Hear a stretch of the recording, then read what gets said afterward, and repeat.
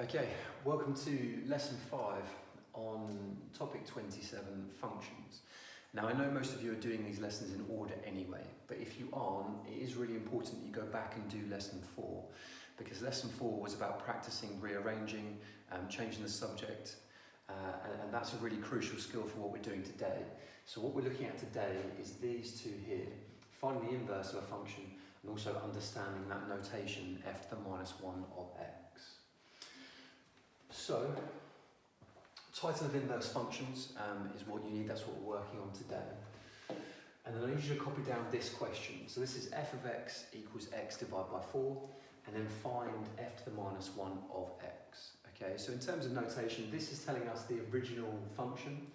This is telling us to find the inverse of a function. Okay, that's the notation that you use when you're talking about the inverse of a function. Now, the method for this can be quite confusing in as much as we do have to swap some letters around, which I appreciate you might look at initially and say, well, I don't understand why we're doing this. You might have to watch a couple of examples of this just to get used to this method. Okay, people do find this quite difficult when they first come across it. So, the method is this. What we're looking to do initially, every single time, is we're looking to say y equals the function, and then we're looking to rearrange the function to make x the subject of it. Okay?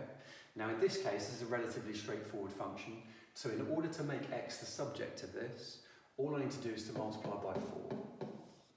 Now multiplying by 4 will give me 4y equals x, and now I've done that, I've made x the subject of this formula. So that effectively is my answer. However, when we write the answer to this question, we start with the notation, which is telling us the inverse. We say f to the minus 1 of x. And because we're working in terms of x, we can't just put 4y in here. We have to swap the y back into the original x that we were using. So the actual answer here is 4x. Now, as I say, that takes some getting used to. It is the same method every time, okay? So you say y equals the original function. You then rearrange to make x the subject of that function. Effectively, you're working backwards, you're finding the inverse there. Once you've got that, the last thing is you just need to write it out correctly by swapping the y for the x to make sure you've got the correct answer in the correct format, okay? Now at this point I would like you to copy that down. This is the first example of a few examples, and just make some notes about what you're doing there. Okay, so just try and go through that process and just explain it a little bit in words. Now the next example looks like this. So we're going to do exactly the same thing as we have done previously. We're going to say y equals, first of all. We're going to rearrange to make x the subject. So adding 4 first of all, and then dividing by 2.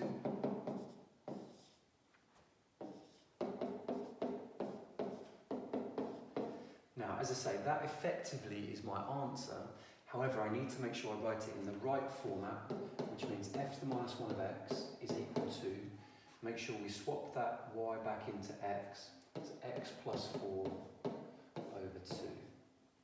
So that's going to be your answer there. Now, I would like you to copy down that example as well.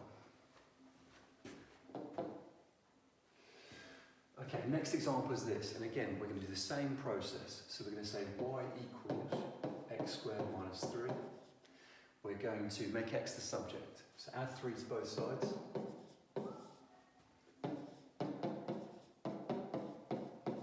Then, in order to get x on its own there, I need to square root both sides. Square root of x squared is just x. And as I said before, this effectively is my answer, but I need to make sure that I write that correctly by saying that's going to be equal to the square root of x plus 3. Okay, I would recommend copying that one down as well if you feel you need to. Now this last example is just slightly more difficult. The reason it's slightly more difficult is just because the rearranging is more difficult. Okay, now if you need practice on this type of rearranging, and the sort of rearranging I'm talking about here is, you can see there's an x on both the numerator and the denominator of the fraction. So that does make it more complicated. It takes a longer time to be able to rearrange this. If you need to practice this, then task 286 on Hegarty Maths has a few questions and has a video attached to that as well. But initially, we start off exactly the same way. We say that y equals this, and then we're looking to make x the subject. Now, as I said, because you've got two lots of x there, you've got two separate x's there, this is slightly more complicated. The first thing I need to do is to multiply that up there. So I'm looking to multiply both sides effectively by 3x minus 5 to get rid of the fraction initially. So I'm going to times by 3x minus 5. Just going to get me y bracket 3x minus 5 equals 4x plus 1. I'm then looking to expand that bracket.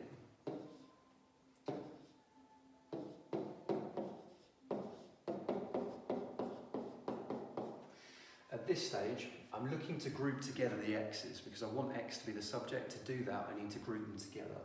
So I'm going to subtract the 4x onto this side.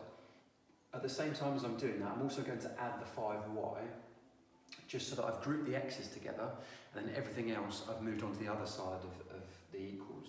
So effectively, I'm taking 4x away there, and at the same time, I'm going to add 5y to both sides. So what that looks like is this. So subtract that, and then add that. So I've got this. Now this last couple of steps, what I need to do is I need to isolate x. Okay, I need x on its own. So now that I've grouped the x's onto one side of the equals, I can see what I've got here is two terms. Now the way I'm going to isolate x here is by factorising this side. So if I take x on the outside of my bracket here, I've got x. When I take that out of that first term, I've got 3y. When I take x out of this second term, I've got minus 4. And then my final step is to get x on its own. This is x multiplied by this bracket, so I need to divide both sides by that bracket. So I'm dividing there by 3y minus 4. So I get x equals 5y plus 1 divided by 3y.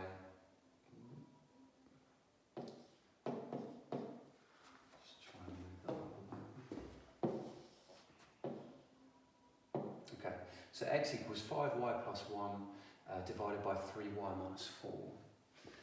Now, my last step, as ever, to get my answer is to write that in the correct format. So f to the minus 1 of x equals 5x plus 1 over 3x minus 4. So that would be my answer to that question. Now, that's about as difficult as you'll get in terms of the rearranging and the inverse functions. Okay, so if that doesn't make immediate sense, as I said, you might need to go to 286, or task 286 on Hegarty Maths, and just practice that a bit more. Okay, so have a go at the questions that are in the booklet, have a go at the GCSE questions as well, and then email your teachers if you've got any questions. Okay, thank you.